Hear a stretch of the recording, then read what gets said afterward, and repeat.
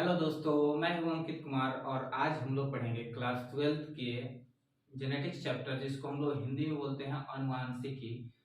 तो इसमें हम लोग जानेंगे कुछ बेसिक टर्म के बारे में, जो इम्पोर्टेंट टर्म्स होते हैं उसके बारे में जानते हैं, जिसके का जरूरत हम जेनेटिक्स पढ़ते हैं तो आता है। ठीक है, उससे पहले हमको इसको जानना जरूरी होता है। ठीक है, तो चलिए शुरू करते हैं आज का लेक्चर। ठीक है, तो आज के लेक्चर में हम लोग पढ़ेंगे फिनोटाइप क्या होता है, जीनोटाइप क्या होता है, एलील क्या होता है और फैक्टर्स क्या होते हैं। फैक्टर्स को बाद में मेंडल के द्वारा फैक्टर्स दिया गया था, लेकिन बाद में इसको क्या कर दिया गया, इसी को जीन बोला गया। ठीक है, तो चलिए शुरू करते हैं।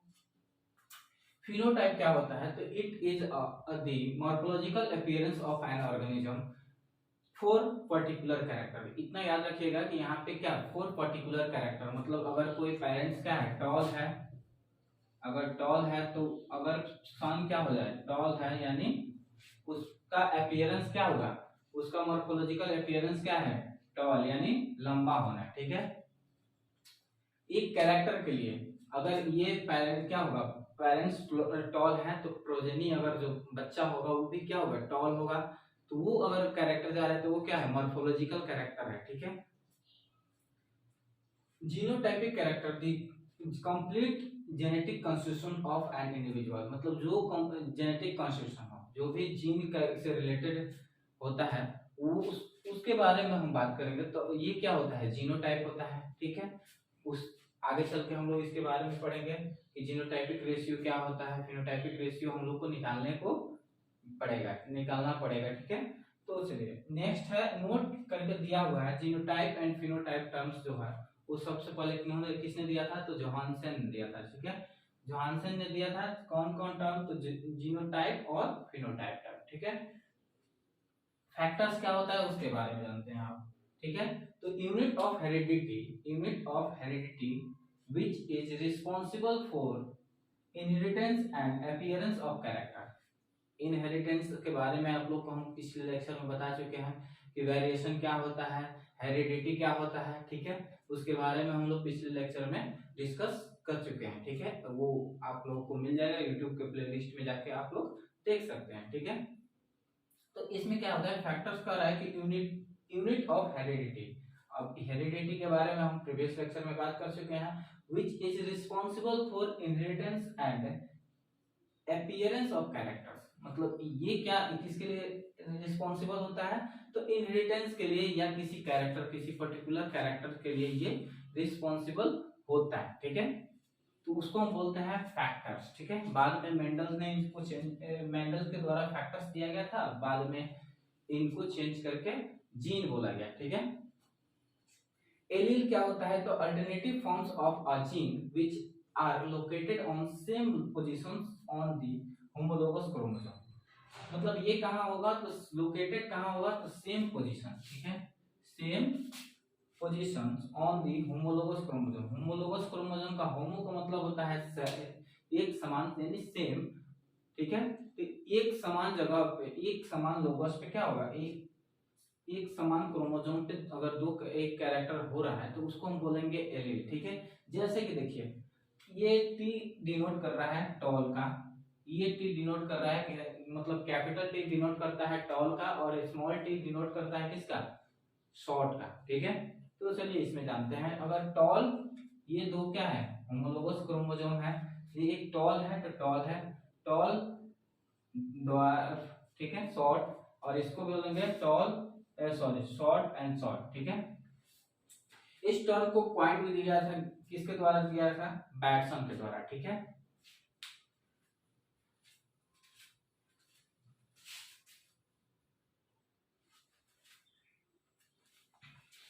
चलिए तो अब हम लोग जानेंगे होमोजाइगस क्या होता है, हेटेरोजाइगस क्या होता है, और गैमेट्स और हाइब्रिड के बारे में। ठीक है, कुछ टर्म्स और भी हैं जिसके बारे में हम लोग डिस्कस करेंगे। ठीक है, तो होमोजाइगस क्या होता है, होमो का मतलब सीधी बात है, होमो का मतलब होता है सेम, मतलब एक समान हो। ठीक है, होमो का मतलब हो गया सेम। ठीक है, अब कह रहा है कि two identical genes controlling a particular character. ठीक है, इन एन ऑर्गेनिज्म। ठीक है, एक ऑर्गेनिज्म में एक कैरेक्टर को अगर कंट्रोल करना है, ठीक है, तो दो आइडेंटिकल जीन लगे। ठीक है, दो समान जीन एक कैरेक्टर को कंट्रोल कर रहा है तो उसको हम क्या बोलेंगे, होमोजाइगस, ठीक है।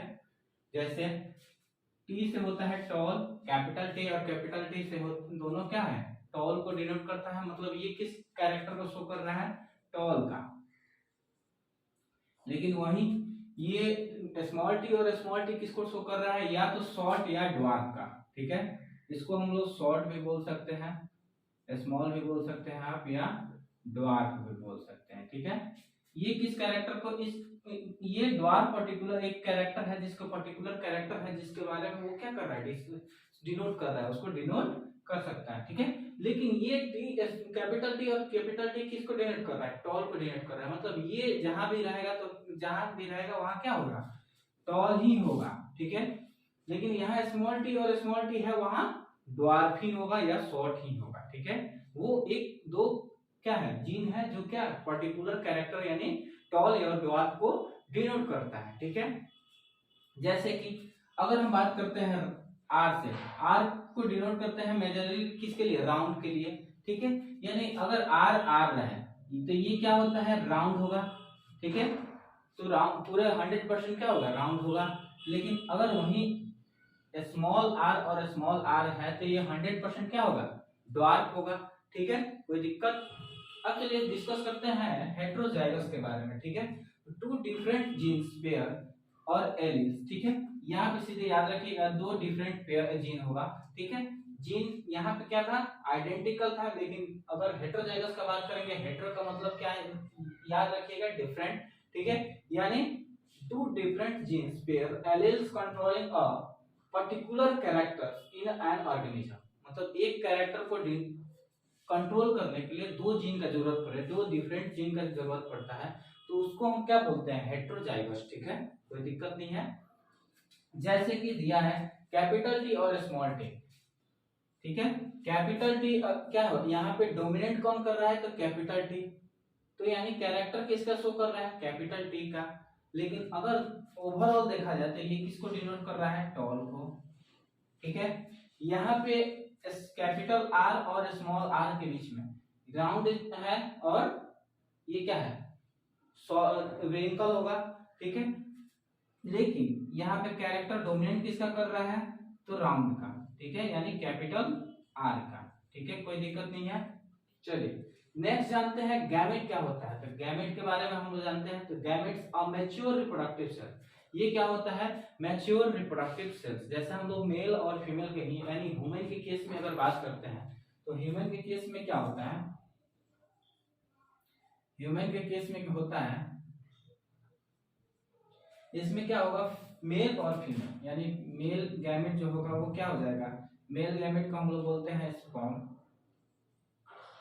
ठीक है। फीमेल गैमेट को बोलते हैं ओवम, ठीक है। ये क्या हुआ, गैमेट्स हुआ, यानी सबसे छोटा, ये होते हैं हैप्लॉइड, ठीक है। यानी इसके नंबरिंग क्या होगा, n होगा, ठीक है।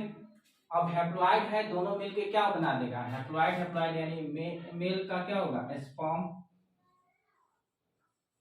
गैमेट्स होगा स्पर्म, और एग या ओवम, दोनों आपस में मिले और क्या बना लिए, जाइगोट। जिस प्रोसेस को हम लोग बोलते हैं, यही प्रोसेस को हम क्या बोलते हैं, फर्टिलाइजेशन।